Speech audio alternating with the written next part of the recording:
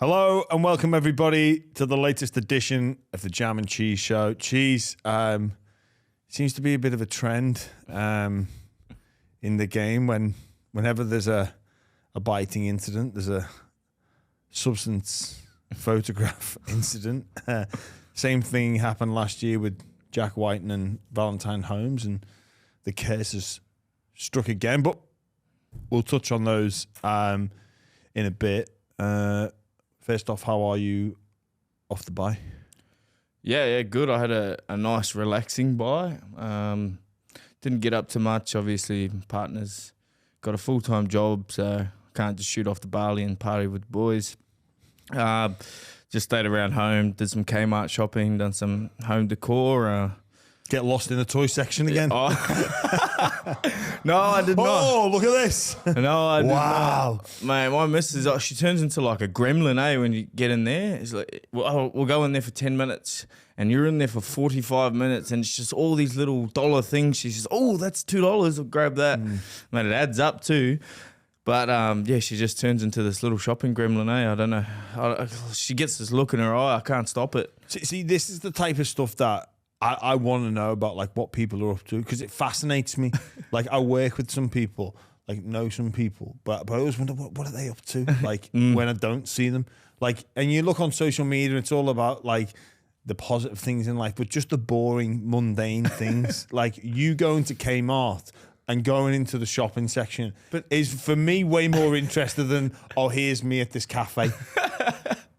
Do you know what I mean? Like I find Kmart not as fun. Like that's why I have to go to the toy section and just try to make it the most of the situation. But obviously I was on the Matty John show the other night, and I had to be there in like an hour, and I was like, mate, we can only be here for like 10 minutes, and we ended up there for 45. Ended up showing up a bit late to the rehearsal, sort of I don't know what you call it, Like the meeting. Yeah. I was like, mate, I don't know, but to her, like Kmart is like the ultimate, I don't know, the funnest thing you can do. We actually went to an antique shop before that because she loves like old style furniture and stuff like that. Like, and then you went to Kmart. So you like Kmart. To be fair, I love the antique shop. This one it's out in like Alexandria or something, but it is a fascinating. I know where. I think I know where it is. It's a fascinating joint. There is just some amazing stuff there. There's just stuff everywhere. Yeah, just stuff everywhere, and it's huge. It's a warehouse, but I think we actually went furniture shopping there, myself and Charlie. Yeah, well, mate, I went there and I just got lost in my own brain. Like, my missus went one way, I went the other, and I ended up in the toy section, the collectible section again. But I just found myself walking around for a good 20 minutes, just fascinated, and then I just snapped out of it. I was like, mate, I've been out of this world for about 20 minutes just looking at all this stuff and just so interested. So maybe I'll start up a little antique shop when I'm older. I really enjoyed it. When does something become an antique? That always fascinates me. I don't know. I think you're a rugby league antique at the moment. Yeah. Oh, you reckon I'm in the antique section? You're in the antique section. Not the former player. It's like I'm recently retired and I'm the rugby league antique. Yeah. Mate, that's good. I've just finished a big walk actually for Royce. That was pretty good. At least you're not in the junk section. I'm not in the junk section. I'm not gonna diss Royce, but maybe he could be an antique. Sorry, Royce. Nah, Buzz Rothfield, that's an antique. That's an antique. I'm not quite there yet. Actually walked from Shark Park to Belmore, and it basically started pissing down rain 10 minutes in.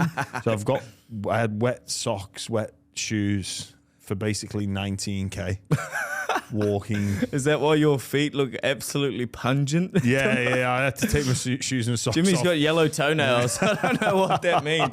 Have we got a doctor that knows? Yeah, they'll be getting a good scrub later on. Don't worry about that. It's actually pretty cool actually to walk with Royce, Alan Wilson, Paul Gallen, Josh Morris. They're doing 300Ks in 30 days. So yeah, I was a part of that today. It was pretty cool. No, you just punch out 100 for 3 days. Simple.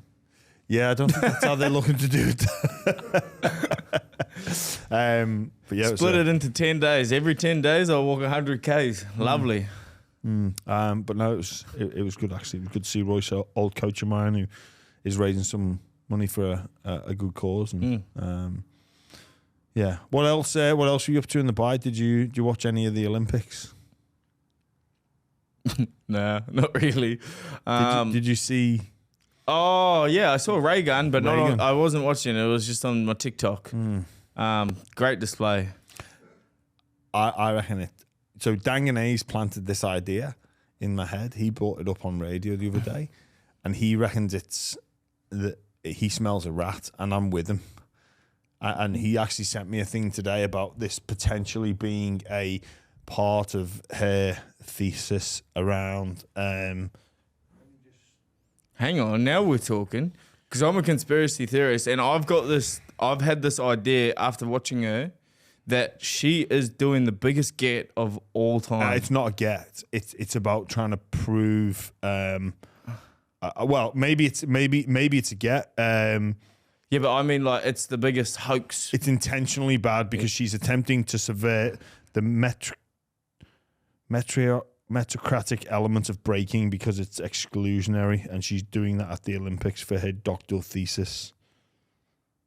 And then it's got a quote of this thesis about basically it being hip hop's hierarchies of authority, break down that model, and break down the breakdancing. Yeah, she's a lecturer at a university, and yeah, she's a doctor, isn't she? No, she's got I think her doctorate in the history of breaking. That's what I mean, like maybe a doctorship, whatever you call it. But for me, like of all the craziness of how bad it was, I can't believe people aren't going, yeah, hang on, you do a uni degree in the history of breakdancing. Like, who's going to uni to study that? That's not a subject. That's not a degree course. That's like information on a flyer. Here's your history of break. Like, surely. Yeah. Surely that doesn't need that deeper dive. Surely. Yeah, I don't know. I think people will study anything. I think if you're a breakdancer, it might be important to you. But it's definitely is it a degree course? I mean, I'm no like academic. you get a degree in breakdancing. The history of breakdancing. Like, imagine that if your kid goes to uni, you just wouldn't tell anyone what they did. Like, oh, it's the history of body mechanics. Johnny's what's Johnny or Jane studying at uni? No, history, something. Yeah, you. That's what you do. You would just say, history. It's some form of history degree. I don't quite understand it, to be honest. We're gonna have breakdancers on the dance battle us now. I forgot you can swear on this. You just went into live TV mode. Yes. Holy. Yeah. Oh, God, yeah, I can swear. Oh, shit. Oh. My face. Oh, that was gold. Shit. Swear away, Brandon. Swear away. Look, breakdancing shouldn't be at the Olympics. Mate, they're getting rid of boxing. Yeah, well, that is a political hot potato that I don't know if our show wants to touch at the moment. We've got plenty of controversy that we've got to get through. The breakdancing, it shouldn't be Olympic sport. I actually sat and watched the whole routine. I wasn't happy with the TikTok thing. I actually sat and watched the whole thing. It was on one of the things on the the app thing. So I had a look at that. I don't understand how that can be a sport. Even the two lads at the start introing, like Raygun was at the side like yawning. I thought that was a bit disrespectful especially when they're kids. So there's something going on there. It's fishy. It's very fishy. Do you know you know who would be impressed by Raygun? Who? Grayson Waller. I reckon he's probably the only people. I reckon Raygun and Grayson Waller are about the same level of sporting achievement. That's where that's at. I reckon he's going, that's my girl. Hey, I'm a bit like that. I'm a bit like that. That's where I'm at. Yeah. I actually ran into Would you rather be Raygun or Grayson Waller? That's great. Would you rather? Oh, It's a tough one, to be honest. Yeah. Raygun's officially, way more cooler. Mate, I actually had a few people coming up to me at training. We have our gear guy, his name's Cole. He he come and told me the history of Grayson Waller. Apparently he's like the WWE bad guy. I don't know, he's still keeping that act on. And then I had someone at training who helps us out call him a pussy. So he's a Roosters fan too. He come at me, the dog. Oh dear. All right. Well, I wonder if they want to play us at any real sport, like boxing or something. We can't play. I'm not having a boxing match with Grayson Waller. I'll get in the ring, but not the boxing ring. Right, geez. Who wants to go first? What? Well, do you want to talk about the Latrell alleged photograph, or should we do the Flanagan allegedly? I think we knocked the Latrell one on the head, like first. All right. Yeah. What's it like for you when you're when you're on the, I guess the receiving end of what's the right word? Innuendo. Like obviously the photograph is out there. You can all find that yourselves, but it obviously you there's no confirmation of what is actually happening, but the picture sort of suggests a certain.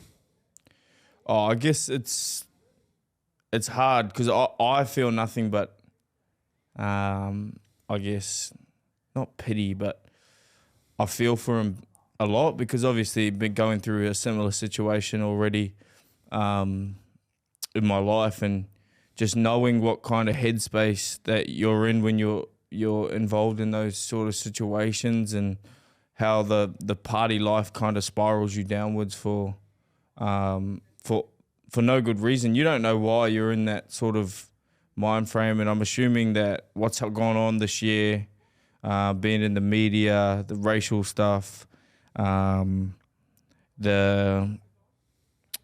injury, he doesn't have to train or anything like that, and you just get stuck in this rut, and it's not easy to explain. And you start hanging out with people, and you find yourself in situations that you probably shouldn't be in. And then unfortunately, there's people that are in those situations with you that don't respect your privacy or your life and what it demands. And look, he's doing the wrong thing, or allegedly doing the wrong thing. I've done the wrong thing. But at the end of the day, he's a human being, and we should treat him as such. And I feel like he deserves more respect than what he's been given over the last couple of years. So I feel for him. I feel for his family. Obviously, it's not a great look, and it's going to be a tough time. It was a tough time for a wee while, but eventually it does blow over and it does go away. Yeah. I guess will remain to be seen. What happens, what comes of this. Obviously, it's been referred to the NRL integrity unit. So, difficult moment for him. Another person who's going through, I guess, a difficult moment is Kyle Flanagan as well, who's obviously involved in an incident on Saturday. The Bulldogs played the Dragons. What did you think when you seen it? I think there's careful. almost room for him to get away with it, honestly. Okay. Mate, love Stephen Crichton, much respect, but his nose he's fucking planted his nose in his mouth. Like, what do you want him to do? Mate, if you don't want your nose bitten, don't put your nose in someone's mouth. I think that's how I feel. Like, he's intentionally in there rubbing his head in. It's in his mouth, and it's, for all. I guess the counter argument to that would be there's plenty of examples of where people's heads are in tight, and but you know when someone reaches to bite, that's a bite. You know what I mean? Like the Proctor one, he reached out and bit, Like you can see mouth extended. This one's just, he's in there and he's just bit down. I feel like this, but at the same time, it's the bloody rule. Yeah. It's the rule, but, and it's one of the great gets from Stephen Crichton. If it is, it's put your nose in someone's, but hey, I think it's a bite in the letter of the law. I think it's, it's suspension, but if I was the judge, which I'm not, I would probably give him benefit of the doubt. Okay. What's your thoughts, Jimmy? Oh, God. Being a bulldog yourself, here, listen to this bias call. Well, no, obviously, look, I get like events of the past. Whenever something like this comes up, it's like, oh God, yeah. And obviously, being on Triple M, it got brought up yesterday, and it's always a strange one. I guess I'll just talk about it from the point of Kyle Flanagan and the aftermath, and just look. We play a contact sport, and sometimes the line gets crossed, and that's part of it, and you got to live with that. For me, the hardest thing was dealing with people close to me. Like, that was the hard part. It's, for me, like, rugby league meant the absolute world to me. It really did. It meant so much. Did I always? I probably took it for granted at different points in my life as well, and then to have it taken away or potentially taken away from you, that was always difficult to deal with. But I always thought, well, look, I'll be able to work through this. Like, I'll back myself to come out the other end and work through this. But obviously, and also, like, as a player, you talk yourself down. Like, you're not screaming from the hilltops about how great you are. You're normally talking yourself down, but your loved ones talk yourself up. There are a lot of the conversations that they have in their life are around, like, you and how quote unquote well you're going, and to obviously to be involved in an incident like that, and then family members have to sort of face more of the backlash or more going into defense for you. Well, I never talked myself up anyway, so and I guess it just created a little bit of uncomfortableness for, like,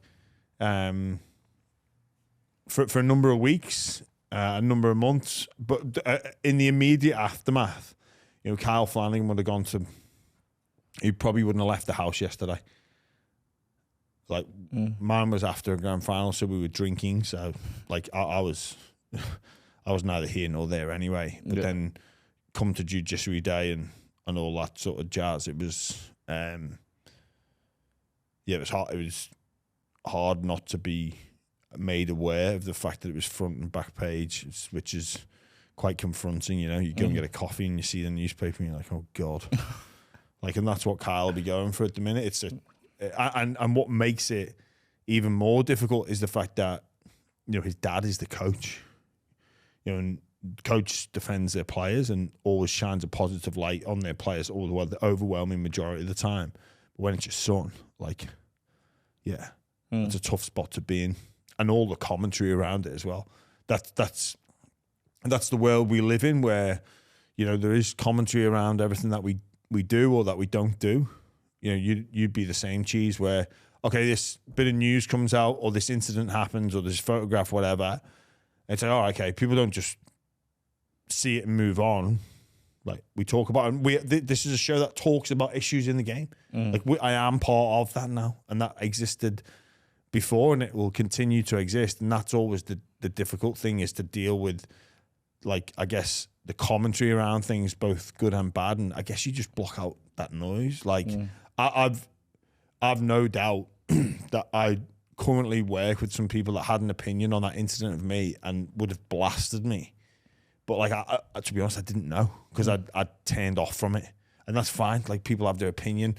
Like, they can uphold that opinion and their right to have it. But it's just it's a shit situation. And Kyle will work through this. No matter what happens at the judiciary, he'll work through this and he will be sweet. But it's those people in and around him that have to deal with the commentary. And then when you start to dig a little deeper and you start to think, hang on, why are people saying this? Is that a genuine opinion? Or have people got ulterior motives? Or, you know, you're part of a game. Like Kyle, unfortunately, now is part of the game. And some people really don't like Shane Flanagan still. And they want to attack Shane through his son. And that's, it's not fair. It's not fair on Kyle. But some people will want to get to Shane through this. It's just part of, I guess, the rugby league roller coaster circus and everything in between. Yeah, I think you could pretty much carbon copy that exact conversation onto the Latrell Mitchell situation. The hardest thing to deal with is the people that are closest to you, and because everyone, like you said, everyone's got an opinion, but the ones that matter are the only ones, you know, the people that are more close to you, your family, your friends, your close friends. Those opinions are the ones that matter. And you can't really buy into all the other naysayers and people that, like, I like to think that this show is non-biased because we're players, whereas other... Hang on, I thought you said I was... No, non-biased in these situations, sorry. You're definitely biased towards Bulldogs. But non-biased in these situations, because it only seems fit that we're talking about these situations and we've both been through the exact same ones. And other media outlets and stuff have ulterior motives because they want views, clicks, stuff like that. But we're saying it how we mean it, not trying to get, I guess, people to watch the show just because we're making people angry or upset. So. I think some of the commentary that I've seen where it's like, oh, you know, Crichton shouldn't have had his head there. Like, to bring Stephen Crichton into this is just... Yeah. I don't agree with that. I can't agree with that. Doesn't agree with anything I just said. Look, you know what I mean? Right. Like, Crichton has a right to make it an effective tackle. I just think, they didn't reach the body, just bit down. So, like, I'm not his lawyer either. Jeez, if I was, I'd be off scot-free. You know, not to make too much of a joke about this, and I think like you can use humor as a great vehicle to sort of like recover from this, or recover from an incident. But Kyle Flanagan would have seen the photograph of Latrell Mitchell doing the rounds today and would have just been like that. Yes. Yeah. Yes. They're talking about something now. Like, absolutely. You are desperate for that next negative. But it's like Chris Lewis. Chris Lewis in my situation. Mate, he didn't even get mentioned in the bloody article. It was Cameron Munson and Brandon Smith. Chris Lewis. He was like, mate, I'm so glad it was you two. Oh, dear. I remember Munster ringing me and just going, hey, mate. So, what's going on? He's like, I'm so sorry, I told my missus it was all your fault. I was like, yeah, sweet ass. Chris Lewis. Hey, mate, I told my parents it was your fault. I'll take it. You know what? You're going back to something there, and it's the difference between like your character, which is who those people that know you, like that is the measure of your character, and no one's perfect. Like most people make mistakes. It's human nature. It's about what you do next. I think is massively important. But your reputation does get tarnished. It does, and oh yeah, I'll still cop it now. But it's not, and you can earn it back. You can lose it again.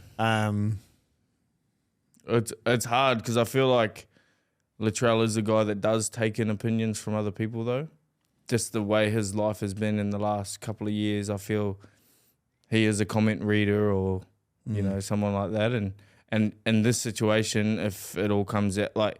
In this situation, you cannot be that guy. Like, you cannot read into what people are saying about you because it's relentless and it'll continue to go on. Well, that's gonna be the reputation, but the character of the individual, like I've met Latrell a couple of times. I think he's of strong character, and those people that actually genuinely care about the long-term person, like people in and around the scene, like they care about Latrell on a week-to-week, day-by-day basis. Like, that's it. It's like, oh, he's this, he's that. I like him, I don't like him. But those people that actually care are going to still be part of his life in 20, 30 years' time. Yeah. Those are the ones that know who he really is. And in terms of the reputation, we all make mistakes, and we have even some of the public image stuff of your reputation, it's a bit strange. Like, I'm like, some people say, oh, I think you're a great bloke. I'm like, you don't know me. Like, like you're saying that based off what? Like, because you listen to the podcast, or you see me on Triple M or Fox. It's like, you don't really know me. Yeah, you don't really know what I get a few people. Like, I ran into some guy when I was having a coffee with my missus. He just ran over and said, hey, mate, like, call me a great bloke and that. And I was like, mate, I got you fooled. Like,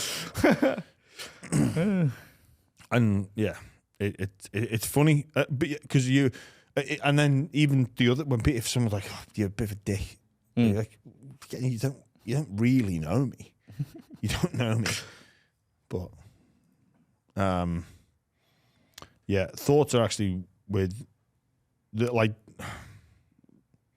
thoughts are with Latrell at this difficult moment, and obviously having to deal with the scrutiny, and obviously with Kyle as well. That's been involved in an incident that he's just going to test that character. He'll navigate through though. He'll come and go, and he'll get brought up again in the future, and he'll learn to live with it. And has he been like charged? He's been referred straight to the judiciary, which is usually 4 weeks. Usually pretty lengthy. So I think Whiten got 3 weeks, Proctor was 4, I was 12. There's been some others in the past. But just on that game, the Bulldogs playing really well, flying at the moment. I think... I knew Connor Tracy was a great buyer. I think there's some genuine belief there. Like Toby Sexton was unreal. He was really good. Like, how good is it to see his performances of late? Like, you forget he didn't start the season in first grade. And loving their bench as well. Like that Harry Hayes lad. Played 4 games. 4 games. I think he made his debut, which is high pressure. He started against us, I think. Then he played, packed out at Belmore, packed out at Cogra, and then one more, which was like another big game. So he's handled the pressure really well. So he played against us. I don't know where that was. Yeah. Yeah. That was in Bulldogs territory, I'm pretty sure.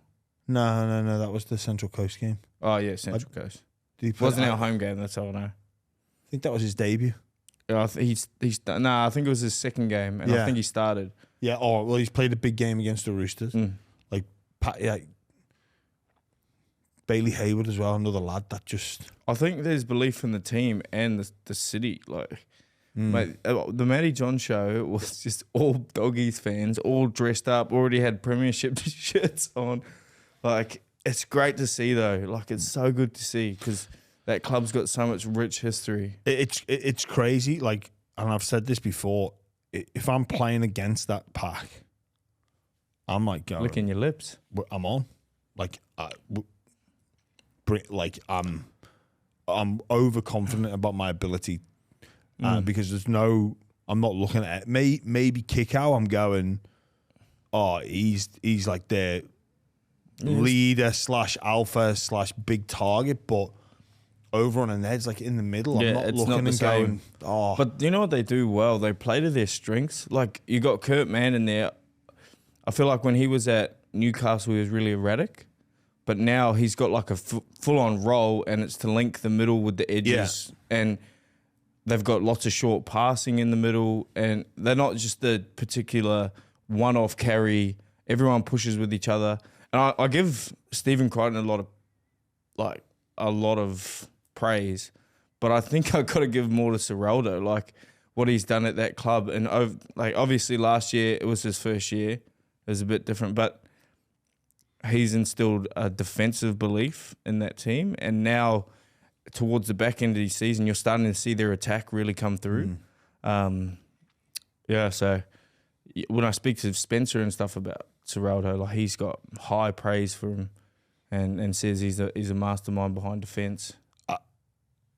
This system is very important, but in order to play this system, they've got to be fit. So again, I'd probably fall into the trap of playing against them and going, I'm going to catch someone out here. I'll get someone fatigued and get them to turn in. And I'll find a pass because they're young, they're inexperienced. They're gonna create opportunities here for me, through fatigue, or I'll drag. Like, I was never the biggest guy. I'd be like, I'll drag these guys to deep water and let's see what they're really made of. And I'll get them through fatigue at the back end with a bad decision, but they just don't do it. And their greatest strength is their unit, like their middle unit that come up, that work for one another. Like, I think, talking about their bench, Dragons swapped Frankie Molo and Jack DeBell in their starting front rowers. So I think they did that because they backed those two to create dints in the opposition. So I think they started with Hame Sele and Blake Laurie. So let them do the job, and then we'll bring on DeBell and Molo, and that'll really catch them out. Well, that's the thing. They defend well, so they've constantly got the ball in play. So it's not like very stop-start footy. And if you're playing the Dragons and you're going play for play with them, with players like that, like Blake Laurie and Hame Sele, they're not used to that because they're coming off the bench. And the ball in play is a factor when you're playing against the Bulldogs because they're fit, they're a bit lighter in the middle, and they're just going to defend and kick the ball back to you. So, you know, I'm not even kidding. They're a chance of the 4. I know Manly's playing well, but they've got 12 wins, I think. They're on. They've got 12 wins, I'm pretty sure. I think the Sharks winning on the weekend hasn't helped. Yeah, but they're on 13 wins. If they drop one, Bulldogs go one. I think Bulldogs for and against is pretty good. Yeah, let's just double check. They would have to be. No, they're on 12. They're on 12 wins. Yeah, Sharks on 13, and for and against is way better for Sharks. Oh, really? Yeah. I just thought because they were a defensive team. But yeah, enough about the Bulldogs. You probably got a little stiffy over there. Little red rocket coming out of your Bulldog. Talk them all the way up. I was joking. If you want to keep going. That's your way of saying let's move on. Stop. I'm actually going on to Bundaberg this week to watch them live in the flesh, which I'm looking forward to. Should be in the flesh. Lubing the deals. They play the Dolphins, who you'd be in for a renegotiation for the contract game, mate. Look what I've done. Look what I've done. Just what that club can achieve when they get rid of Fred Seraldo. There's 2 Seraldos at the club. One is the gear steward. One is the head coach. One's bringing them up. One's still trying to drag them down. Actually, no, I'm only joking. Freddie, if you are listening or hearing this, we had a little conversation today, and he's like, mate, have you been bagging me? I was like, what are you talking about? He said, he goes, I don't listen to your podcast or your radio or Fox, but apparently you bagged me. I was like, I can't, mate. And I think I said about, basically, I basically don't like Italians because of Fred Seraldo. But he's going through an identity crisis. He claims to be Italian. I've actually spent longer in Italy than he has. So I think he was born here. He's never been. I went. No, you can't be Italian if you've never been. I agree. I'm like, mate, you're full of shit. And he's like, oh no, one day I'm gonna go. Like, that's my bloodline. I'm like, yeah, but you've not been. Yeah, he does the fake hand, talks with his hand, like really bungs it on. Yeah. Like he dresses the part, he's got the chain, the earring, all that, the curly hair thing going on. He's got a bit of a tan as well, Fred. But I'm like, mate, like I've been to Rome for 4 days on a holiday. I've been in Italy longer than you. If you're making a claim to be Italian, then so can I. You're too white. But he's basically brought down the whole nation. He's affected how I think about a whole nation. Because he used to just be like, and England and the football, well, the soccer as they call it here, like he's just a knobhead. The quicker the club get rid of him. Now he's definitely going to ask you, were you talking shit? I reckon if the club wise up, they can go and win the grand final if they get rid of him and bring someone else in to do the Keith Stewart stuff. I tell you what, he can fucking moan as well. Anyway, right, enough about Fred. The Dolphins, their game against the Warriors, mate, that was beyond entertaining. The Dolphins needed to win. Got to feel fair. The Warriors, I think they scored an extra try. Paul Harris DeVita and his goal kicking. Did they swap him out? I think did Roger do some kicking? No, Harris DeVita. Mate, they've got just quickly on the Warriors. They've got to play Roger at fullback. Like he worked his balls off yesterday at centre. He kept coming looking for work, and his yardage carries are great. But when they shift, they need to give Roger some possession where opportunities present themselves. They give him no ball. They didn't get him much chance to try and do anything. He's up against Herbie Farnworth as well, who's an excellent defender. Yeah. But when the fullback sweeps, they've got that opportunity, 3-on-2, run, whatever it is. It's just for me, he's just coming in. He's just doing yardage carries, which he's really good at. But give the lad some good attacking opportunities to be at his best. I just think if you've got a Ferrari, I'd say, you don't park it in the garage or leave it on the driveway. You let that man get the ball as many times as he can. And if you're at fullback, that's where you can get the ball in your hands as many. He still had 22 carries from centre, but they're not the attacking carries. He's doing the dirty work. Yeah, you're treating him like a Volvo. Yeah. You know what I mean? Yeah. He's doing the school run. He's not. Yeah, he's doing the everyday stuff. Well, I agree. But in terms of the Dolphins, everyone talks about new team in the competition. What could they do? They had a fantastic start to last year that fell away. In the mix of a playoffs this year, let's not forget they're missing Flegler, their best forward on paper. Gilbert, arguably their second best, if not their best on paper. Ewan Aikens out injured as well. Jeremy Marshall King, their best 9 and argue a big part of what they do. Yeah. Tell you what, that bloody Max Plath though, he's playing good footy. He is. But he'd be sweet at lock. Mate, that golden point moment, I don't think they meant to pass it to O'Sullivan. Mate, did he start? No, he came off the bench. Yeah, I think he was playing for 2 minutes and banged that. No. Oh, yeah, he'd just come on. He'd just come back on. But I don't think they meant to pass it to him because I think Asarko's their man. They shifted to Asarko's side. He's come in and then they've thrown the pass and O'Sullivan's just got it and he's kicked a 2-point field goal. But I think the plan was to go Asarko because you'd back him.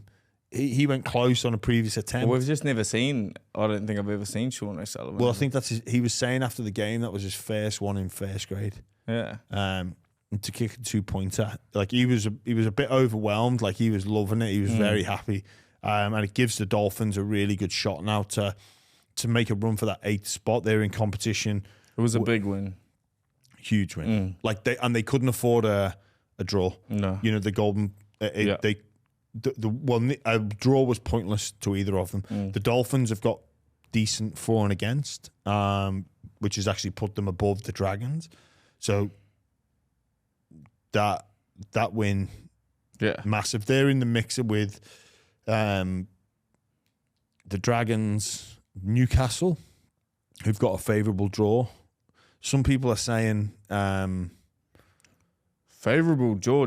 mate, the favourable bounce, that everything went right for him. Oh, Yeah. we'll get to the game, but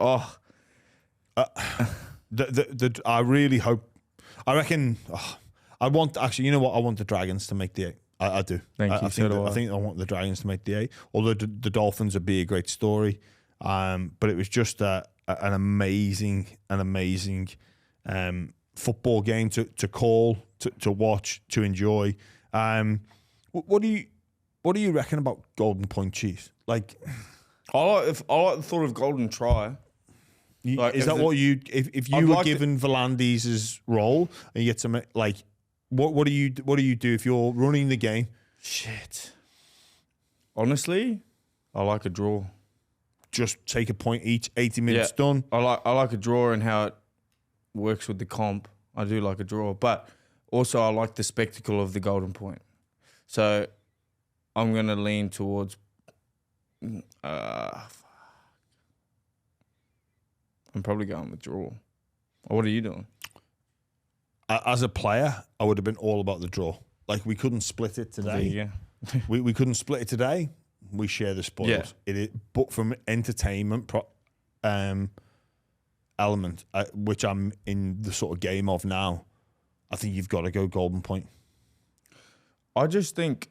and my argument against Golden Try is the teams would just be like as ill-disciplined. It'd be incredibly difficult to score a try because teams would cheat, basically. Like, if you know the team needs to score, you'll just be offside. It'd be so difficult to score. Yeah. Unless you did something like 2. Yeah, but then you just kick a field goal and then try hang on.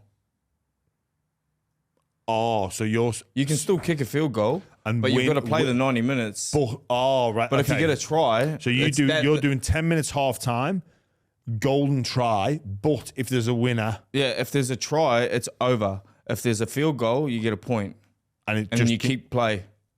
I like that version.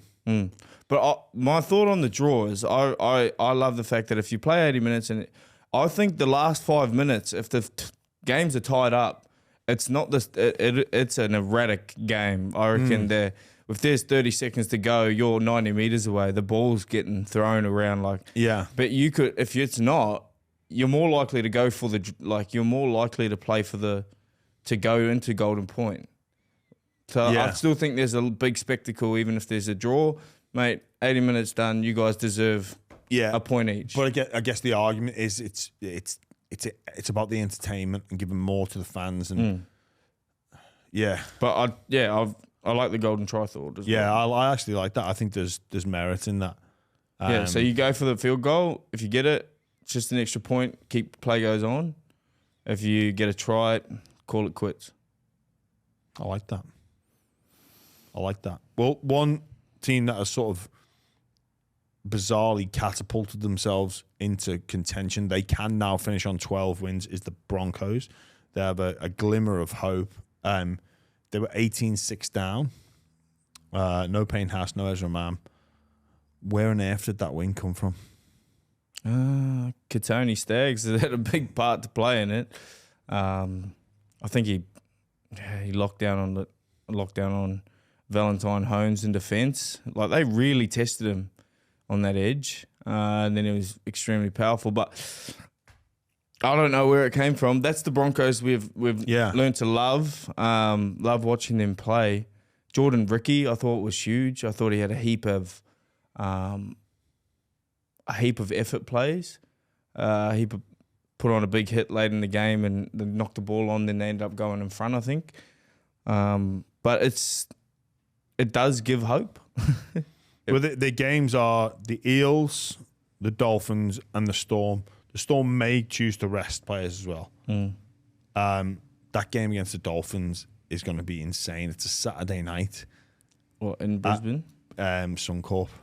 Yeah, awesome. See, I think that game's going to be absolutely massive because it's a highly likely chance that the winner of that can make finals. If Broncos obviously win. Yeah, well, to be fair, the Eels have actually been all right the last 2 games. You're saying that because we're playing them this week, or No, well, they have. The Dolphins. well, how many wins did the Eagles got? Well, they nearly beat Penrith on the weekend, and they did well against the Warriors the week before. But they're still in the battle for the wooden spoon. Oh, but yeah, the Dragons run. They have the Titans, the Sharks, the Eels, and the Raiders. Like there's a lot to like about that from a Dragons perspective. Big game against the Sharks, and obviously for the Dragons dealing with the fallout from the incident from Kyle. It's going to affect the group, because if Kyle gets suspended, maybe Marshy comes in, plays 5'8".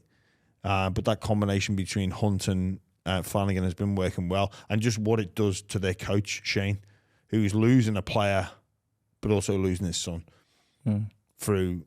Yeah, well, like losing. He's not dying. No. I mean, you losing, like managing that, like the drain on resources would be massive. So that's how the club manage that. Then the Dolphins run home. They have the This is tough. Bulldogs in Bundaberg, the Storm, Broncos, and the Knights. The Knights run home is Sharks, Rabbitohs, Who Titans, was that? and Dolphins. The Dolphins Dolphins run home is Bulldogs, Storm, Broncos, and Knights. Like, there's wins there. Oh, that's a tough run. Their big one, they need to go all in against the Bulldogs in Bundaberg. They need 2 of those, do they? Yeah. Yeah. To be, I think A chance. Yeah, they need at least 2. 3 to win it. 3 would get them on 13 wins. I think believe. the Broncos for and against is pretty good, eh? Yeah, the Dolphins are on 10 wins and they're on plus 35. So there's actually a decent for and against. Anybody else in contention? We've kind of forgot the Raiders. We've sort of put the line through them. Don't say even that. though Don't say that. they can love when people say that. Don't say that. I think we're playing them in a couple of weeks. Don't say that. It's hard to know who's in front. Who, like the Knights, really, for me. Rabbitohs, Titans, Dolphins, and Sharks, which is this week. Mind you, the Dragons, the Titans, the Sharks, Eels, and the Raiders. I don't know.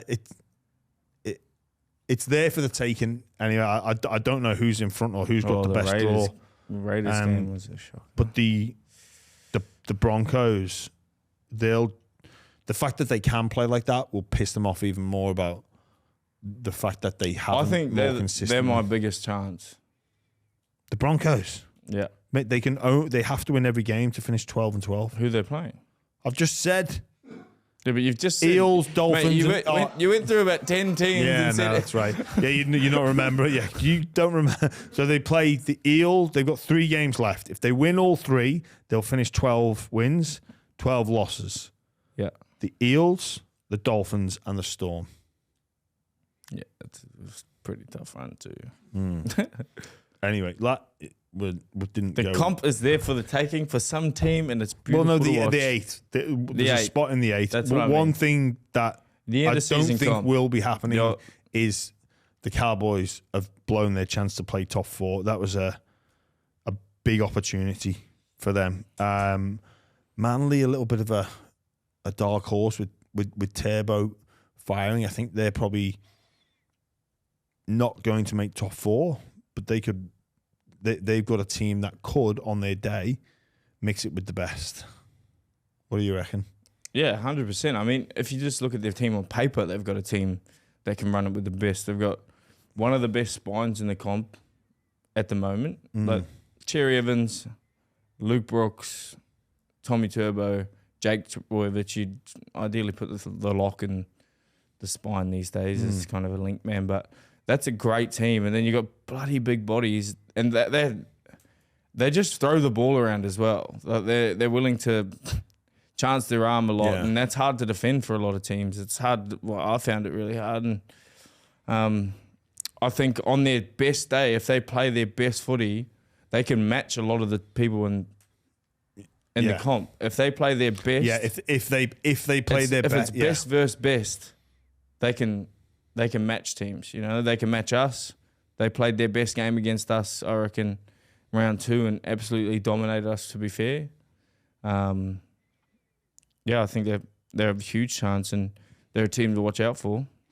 Yeah, I could say the same thing about the Cowboys. When they play their best, they can match teams. I'd have I reckon Manly are way ahead of the Cows at the minute. Yeah, I'm just saying. And that's saying something because, well, there's a point different, but the Cowboys have played an extra game. I reckon there's a big difference between Manly and the Cows. Like the Cowboys just with their defense. There was a game in Leichhardt the other week, and it was just like they just don't really care. I think it was like 44-30 or something. Mate, there's been is it Knights a chance, you think? I do, because I like their run home. Sharks, Rabbitohs, Titans, and Dolphins. Like, I think as a club, you would be excited about that run. You're playing the Sharks, who are still undermanned. Yes, they had a great win against the Titans, but they're still undermanned. The Rabbitohs that are just, they've obviously injury hit and they're focusing on next year. The Titans, their team will be affected massively as well, like you said with the Kyle Flanagan. Yeah, like they've already missing the trail, but it's still have an impact. There's on news. the group. There's going to be cameras everywhere around them at the moment. The Titans, which although they've been informed, were dreadful on the weekend. They would like their opportunity there, and then the Dolphins, the last game of the season for the Knights. Like, I reckon the Knights would fancy it. And especially after they did it last year as well. I just wasn't convinced with their game on the weekend, eh? No, I know, but it was just a win. I know it's a win, but I was not convinced. There was everything went except for that try that Gagai set up. That was hectic, where he like inside out. But that one Kalen set up, oh, mate, it's been such a obviously crazy week, and those two incidents have dominated the recent headlines. We've had a lot of games to get through. Not even touch the fact that Penrith came up with another miraculous win. I was doing this game at Fox, and with about 10 minutes to go, we were like, "Oh, Tigers have won the wooden spoon." Then that's what you did. And then that's your fucking fault. Then I know, mate. It was insane. There's I was at the AFL when the game was on, and then Sandon Smith, I think, said, the Penrith are losing to Para. And it's only like 7 minutes to go. We started watching it. No shit, watched it at the 74th minute. They scored. Then the next try was 76, and the next try was 77. I was like... They did it in 3 minutes. 3 tries in 3 minutes. 3 minutes. And poor old Gutho, like, he played such a good game. And all he's going to, like, he got 2 tries, I think, and all he's going to be remembered by is that kick. It's so sad. Oh, yeah. It was a bludger. It was an absolute bludger. When he scored, it was like, oh, they're done. They're home. Yeah. And then Penrith coming back. I've watched the game back and the incident back again, and it's hard to know if Martin impeded, I think it was Dylan Brown on that edge. Who runs that lead line. Oh no, it's not Blaise Talang. I can't remember who it was, but one of the Para players, and he does like clip his legs, but they don't review it properly. So you go back and watch it from multiple angles, but it's not slowed down. There are other angles available. We didn't get to see that. I think it required further investigation. Like some of the obstruction calls or no calls the past few weeks have been dubious. But that said, Para got the rub of the green with the penalties. That like Penrith got smashed, but it was just like, what is it about this Penrith team? Like when you play them, do they have that feeling and like they've never been they can't be beat, or they're never out the contest? Well, they've won 3 comps in a row. I think they've got that belief in them. Yeah. But I haven't played against a team who's so comfortable in high pressure situations, if that makes sense. Yeah, it does. Like, I feel like with Nathan Cleary there, that's how I felt when I played for Melbourne. Because Cameron Smith was playing, I never felt like I was going to lose. I never, because he just always had that, gave the team belief. And I'm not saying Nathan Cleary does that as well, but I feel like that team has that belief that no matter where they are, even that grand final we played against them, we had them smashed. We were up by 26, I think, with 25 to go, and ended up being a 1-try game. But I just think that when the game starts to get really pressured, or they just go back to the stuff they've been doing the whole game. They don't really just throw it out of their ass or anything. They just stick to their game plan, and it's obviously worked for them. I don't know how to explain it because I'm not in a team like that. Haven't been playing in a team like that for a long time. Well, that's what Nathan Cleary said after the game. Is that we just stuck to our plan. Really? And when you're in those high pressure moments, you think you've got to panic and do something different. Yeah. But they don't. They do exactly the same thing. And Isaiah gets the ball. He's a bit wider, maybe perhaps than normal. So he beats a couple of defenders with the width of the pass from Mitch Kenny, and then he fires it out the back. And it's just what they always do. It's just what they always do. It's like you would look at their last bit and go, they're not down by 16. Yeah, I know what you mean. Like, so if you did that, I just feel like they're very comfortable in high pressure situations. They're very calm. That's the word. They're very calm in those erratic moments. Yeah, I know what you mean. It was an incredible comeback victory, but then the captain's challenge from Penrith, and then they get a penalty against them. So they won their challenge, but I ended up giving Gutho an opportunity. Like, I don't know if that should be allowed. I reckon if you challenge, they talk about, golden point and stuff like that, some changes to the game. I think you should never be able to, what would be the right You're phrase? challenging the ref's call, not trying to add a new one. Is that what you mean? Yes. So you can't, not double jeopardy, but you can't incriminate yourself on a captain's challenge. Yeah. So if an incident, the uproar, if it was that way. I know, but I think, so in that, for me, that situation, Penrith got, I think they challenged the decision of a knock-on. It can never be any worse than a knock-on for the challenging team. So they looked at it back and said, although there's an escort there. So I think Penrith won. I can't even remember, but I know they got a penalty. And Para got a penalty, but I don't think you should be able. If Para challenged it, fair enough. But if Penrith challenged, I don't think you should be able to. What do you think what would happen then? Do you think just play the ball? It'd just be Para play the ball. The challenge was unsuccessful. It was a knock-on. Or the challenge was successful. It wasn't a knock-on. Whatever. It was successful. You get to keep your challenge, but it's still Para's ball because it's a penalty. Yeah. I don't think you should be able to make the charge even worse. Anyway, but yeah, Penrith are just, it's just incredible what they keep on doing. We have been through a lot. Blaise Talangi has officially signed for the Penrith Panthers. Bit of a, not really a surprise. Great player. Great club. How good's that? Like, you 19? And mate, they've done some great signings this year. Like, probably the most signings they've done, to be fair. Like that Isaiah Papali'i. Yes. And Blaise Talangi. Those are two great players. Yeah. They've done really well there to get him. It's a blow for Para, but like, if you're that young kid who's 19 and Penrith come knocking, and he you know what? It's a great signing for Penrith, but a shit signing for the rest of the league. Everyone else goes, just when you thought you were losing Luai, in comes this kid that... Is he playing 6? I reckon he'll play 6. He's not playing fullback. No, and he's not playing 7. Yeah, I reckon he'll be the 6. Anyway, congratulations to Penrith and Blaise. Yeah, really happy for you fellas, eh? Yeah. All right, let's have a look at this. Some questions. Here we go.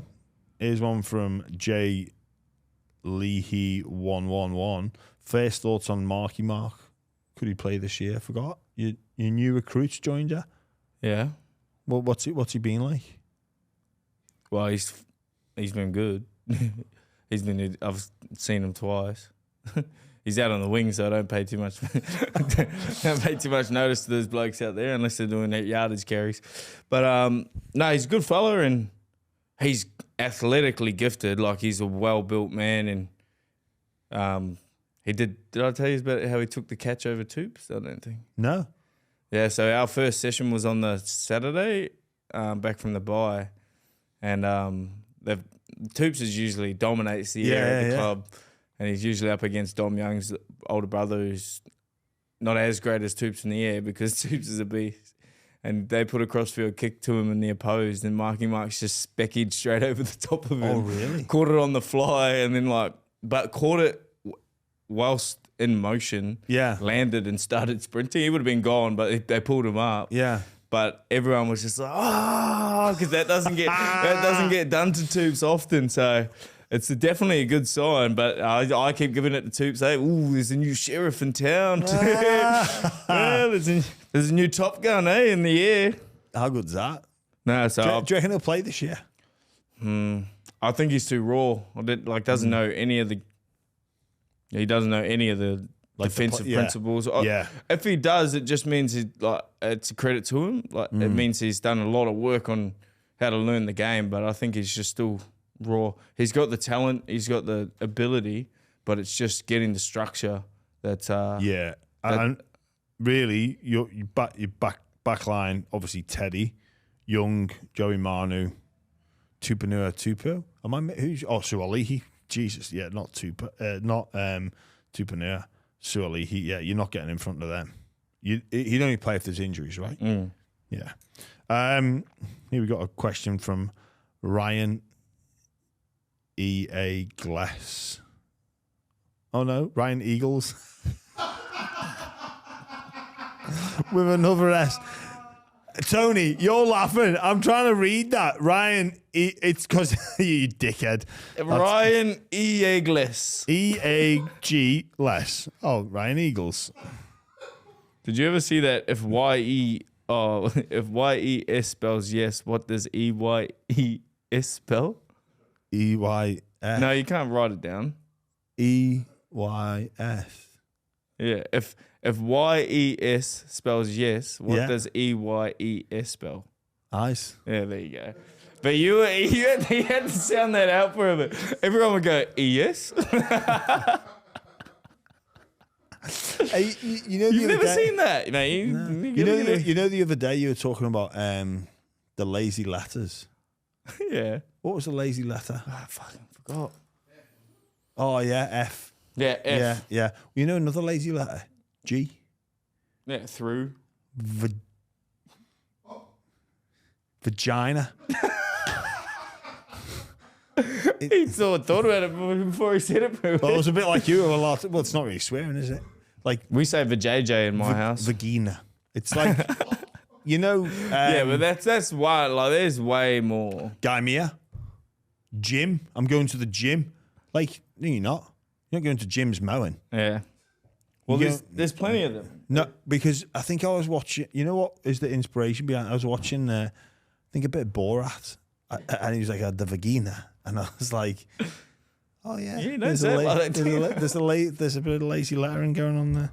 I'm glad you think about me at home while you're watching movies. All the time, geez, all the time. What was the actual question from Ryan Eagles? Yeah, from Ryan E-A-G-L-E-S. Ryan Eagles. Who's the biggest lightweight at the Roosters? Lightweighters and beers. Correct. Well, there's a lot of them haven't drunk before, so I'm assuming they'd be. I think Suwali and Joseph Manu would be a world of trouble if they ever got into the beers, but Sammy Walker's a fish. You'd assume that the little guy. I'm going to say Satili Tupanua, but he can drink a lot, but it's just, it doesn't take long before it's, you know what I mean? Like he can go for ages, but it doesn't take long before it's. Yeah. He's off the cliff. Yeah. He's off the cliff, but he can stay off the cliff for a long time. Holds it well. Yeah, holds it well. Well done, Satili. It's actually quite a decent skill to have that, because some people just keep going. Some people just keep going off that cliff and then they become the bad drunk. Raptor _ scaffold. You can watch one film for the rest of your life. What would it be? Geez, I know the answer to this for me. Usual Suspects. Really? Yes, love that film. My favourite film. Probably something with Johnny Sins. He's got it all, that bloke. For the rest of my life, I can only watch one movie. I'm assuming that's part of the movie section. You're an idiot. I do like that You're answer. still trying to lie to the world that you don't know Johnny Sins. Do you know? Don't put this act on. Do you know, like, no joke. Are you a saint? I reckon that over the past month, of all the issues we've discussed on this podcast, that is one of the most frequent interactions I have with our listeners. Be like, someone called me off guard. I was like, "Oh, you don't." I kind of forgot we brought it up. They were like, "Oh, you're bullshit. You do know who Johnny Sims is?" And I was like, "What? What are you talking about, mate?" And he's like, "You and Cheese." I was like, Johnny Sins, like, mate, what? shut up. And he goes, "Oh," I was like, "Oh yeah." I was like, "No, I legit don't." Yeah, shut up. I used to play with a lad called John Sims. You know, He was a really good legend of a bloke. Under 21s at Saints. He was brilliant. bald head. No. He was very laid back. He didn't. I think he made one or two games of first grade, but no. And he's not in the film industry now either. I actually had at the Matty John show. The fans after they were like, "Jimmy's such a liar." Eh? I was like, and then I was like, "What?" And they're like, "Johnny Sins, he knows who he is." I was like, "Oh, man!" But I thought he was just coming at you for no reason. I was like, all right, on that bombshell, we've covered it all. It's been extreme today. That's probably my longest session already. Isn't it? Yeah, we've hit the hard topics. It's been lighthearted, and big shout out to Johnny EAG Eeg LES. Johnny, it's not Johnny, it's Ryan. Oh, Ryan. Yeah, see, Ryan Eggless. Ryan Eggless. Brilliant work. All right, Cheese. All the best this week, mate. Good to see you.